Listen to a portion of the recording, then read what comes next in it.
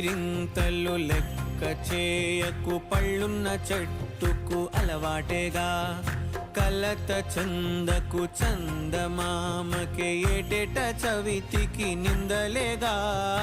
ఓటమన్న